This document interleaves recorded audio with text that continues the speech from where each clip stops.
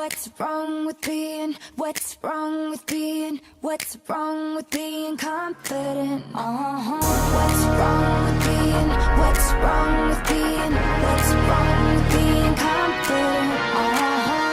It's time to get the chains out. Is your tongue tied up?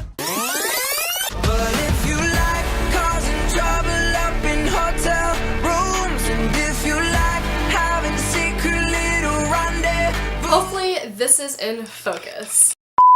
Hey guys, what's up? It's Tati. So for today's video, I'm so excited because I'm going to be showing you guys 3 super delicious and super easy treats to make during the fall time, whether you have family coming over or friends coming over. I hope you all enjoyed this video. If you do, don't forget to give it a big thumbs up. And if you guys are not subscribed already, I would absolutely love for you to subscribe. You can click right here on the screen, or you can click the subscribe button down below. And also, all the ingredients in this video will be in the description box down below, and that is pretty much it. I hope you all enjoy this video, and without further ado, let's just get started. So the first thing I'm going to be showing you guys how to make is this really delicious apple crumble. So all you will need is granola, sugar, cinnamon, bowls, butter, apples, flour, and a cutting board. So the first thing you're going to want to do is just peel your apples, and this recipe does require 3 apples, and peeling them is not easy. I'm just going to let you guys know that right now. So it would be awesome if you had a parent to help you. My mom helped me, but once they are peeled, they should look something like this. It is difficult to get all of the apple skin, that sounds really weird, off the top of the apples, but don't worry about that part. So then once you have 3 peeled apples, all you're going to want to do is just cut them down the middle. And it is much easier if you have an apple core thing. I'm not sure what that's called, but it's a little thing to take the core out of the apple.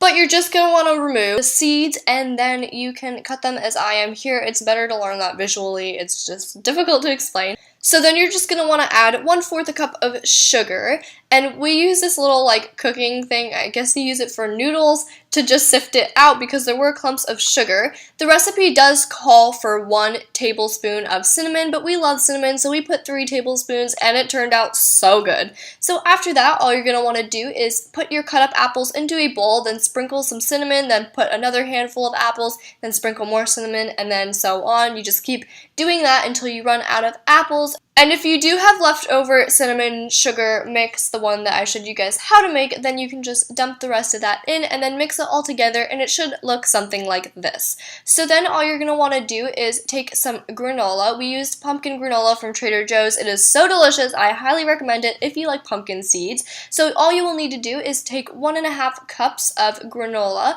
and 1/3 cup of flour, and then just mix that all together. So right here, I did take a plastic cutting board and put it on top of our wooden cutting board just because I was cutting butter, and I didn't want that to get onto the cutting board. So you will need 2 tablespoons of butter, and make sure it's a little bit harder than ours was. Ours was kind of melty, and then you're just going to want to mix that in with the granola and flour mixture. So then you're going to want to take your little bowls and place in your apples and put your granola mix on top of that.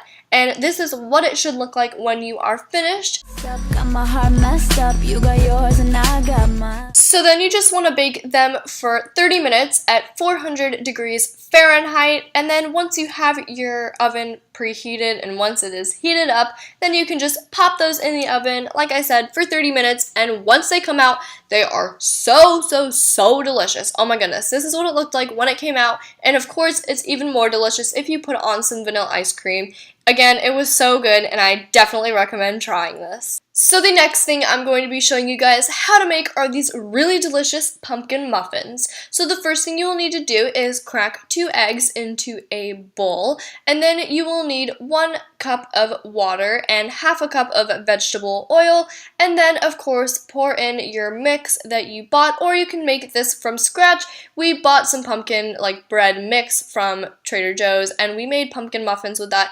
Oh my goodness, it is so delicious. So once you have your eggs and vegetable oil and water all poured in together. You're just going to want to like whisk that and then add in the powdered mix that you would buy from the store. Unless you want to make it yourself, it's much easier to buy it from the store. So anyway, once that is all mixed in, then you just want to spray your pans with olive oil or your cupcake tins that you're going to be using, and then you're just going to want to put the mix into there. Pop that into the oven at 350 degrees Fahrenheit for 18 to 25 minutes, and you are finished. I actually put mine in the oven for 45 minutes because I read the directions wrong, so they were very burned, but some of them did come out really good. So this is the finished product, and they were really good. So the next thing I'm going to be showing you guys how to make is some pumpkin pie. So all you will need is some pumpkin, some evaporated milk, sugar, and pumpkin spice. So once you have all of your ingredients, you just want to get a giant mixing bowl and pour in your pumpkin, and then once you have poured that in, you just want to take your evaporated milk and pour that whole thing in there. And then after that, you're just going to want to take half a cup of sugar and pour that into the bowl.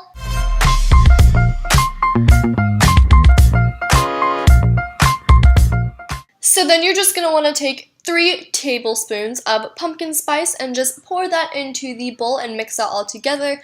And then you're going to want to take a 1/4 teaspoon of salt and put that in there as well. And then just pour your mixture into the pie crust. And then you are finished. So this is the finished product. Of course, my pumpkin pie isn't as nice as the store-bought ones, but it's because it's homemade. So I hope you all enjoyed this video, and I will see all of you beautiful people in my next video. Love you guys. Bye! Want it, take it. I should have said it before. Try to hide it.